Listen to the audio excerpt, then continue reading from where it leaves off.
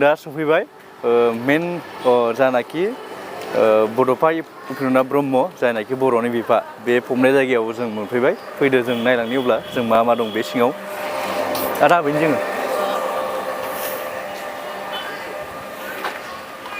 नैबे जोङो टाउननि थुलुंगाफुरि दतमा क'क्राझार बिटिआर नैबेयाव हाबनाय जोङो दा फैबाय था। जों बेनो जानाखि जोङो उपेन्द्रनाथ ब्रह्म बर'नि बिफा जायखौ जों बर'नि बिफा होनना मिथियो बेखौ जों नैबेयावनो जों फबनाय जादों। बेखौ नोंथांमोननो देखायलांनि आङो फारि फारि बे सिङाव मा मा दं। स्कुलनि मोनसे प्रग्राम जाबाय दङ गुबुन गुबुन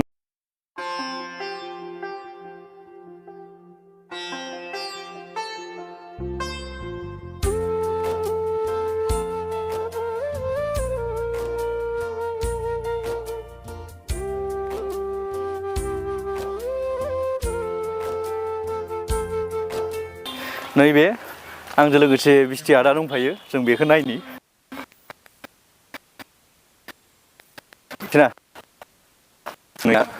गेट दं गेट हाबदिया जोंनि स्कुलनि गेट हाबबाय दा।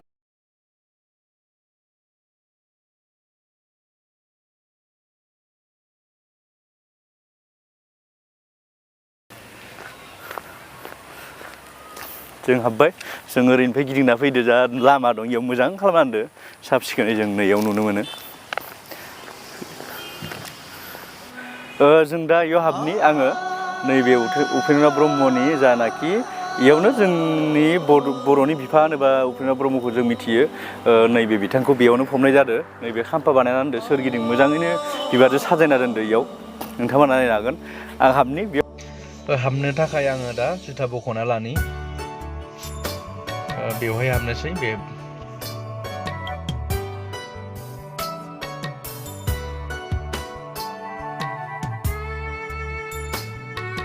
बेनो बिथांनि जानाखि फबनाय जायगा बिथांनि नैबेनो आरो जों दा बुंनो थाङोबा जानाखि मोजाङैनो साजायनायाव जेबो गैया नायथावना अब्लाबो मोजां इयाव मोजां साजायना दोनदो आरो मोनसे फुंखा हिसाबै जों नायथावना हिसाबै बेयाव जों साजायना दोनदो आरो बेयाव जाहाथे जों नायनो हानाय बायसा जाहाथे बिथांनि अराय सम जों गोसोखांथि महरै मोनसे खाम्फा बानायना दोनदो।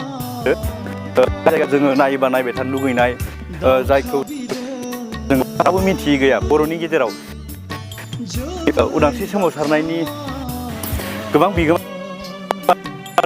बिथांनि आखायाव माखासे नैबे आलारि बाथि दा जोंबाय दङ। नोंथांमोना नुनो मोन्दों जानांगौ नैबे बिथांखौ बिथांनि जायगाया बेनोमोन। जों बिनिफ्राय जों जायनाखि जोंनि खाम्फानि बादै आरो मुरथि बानायना दोनदो बिथांनि बेखौ जों नायहैनि बै नैयाव जों बैयाव बे बिथां उपेन्द्रनाथ ब्रह्म जायनाखि बर'नि बिफा बिनि मुरथि बानायना दोनदो जों बेखौ नायहैनि नोंथांमोना नुनो मोनगोन।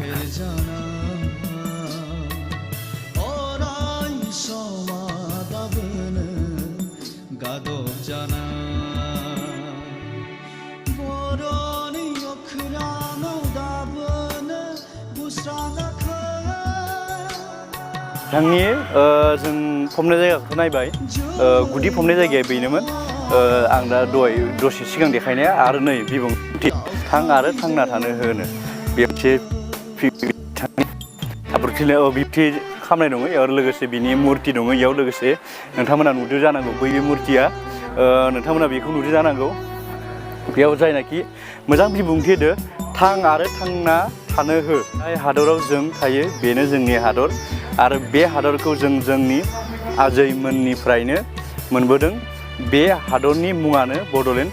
बे बिमुं आरो मान सावगारिखौ भारतनि राजखान्थियारि आरो बुहुमखौराङारि मान सावगारियाव गायसनफिननो थाखाय जों जुजिगासिनो दं। जों बे बिमुंखौ गुबुन सुबुंफोरनि रावफोरावबो गावसोरनि थाखाय मान आरो इज्जतनि समान बिमुं मोननो लुबैयो। बे हादराव जों गुबुन सुबुंफोर मोननाय बादि समानै थांनानै थानो लुबैयो। माखासेखौ आङो फरायथिनानै होला नोंथांमोना नुखाबाय जानांगौ आरो नंगौ बिथांनि गासै बिबुंथियानो बेसेन गोसा। नोंसोर नायनानै ला बिथांनि बेसेन गोसा बिबुंथिखौ आं मोजाङै फारि देखायलांनि।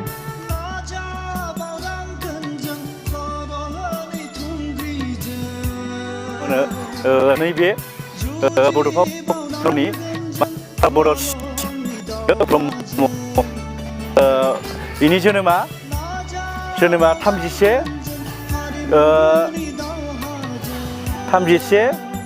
मार्च 1956 आरो थैनाय 1 जानुवारि मे 1990 मायथाइयाव थैदोंमोन बिथाङा। नंगौ थारानो बिथाङा आरो नोंथांमोना मिथिखागौ जे बिथांनि 3 मार्चखौ फरायसा सान महरैबो फालिनाय जायो। मोनसे फिसानो बेयाव पार्क बानायना दोनदो, नोंथांमोना नुदों जानांगौ।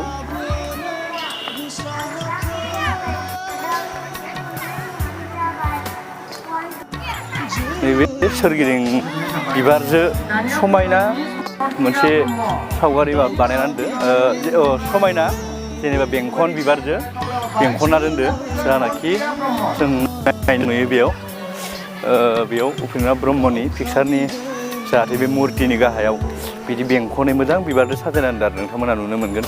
बेनो दतमा क'क्राझार जानाखि बर'नि बिफा उपेन्द्रनाथ ब्रह्म बिनि मुर्तिया बेनोसै।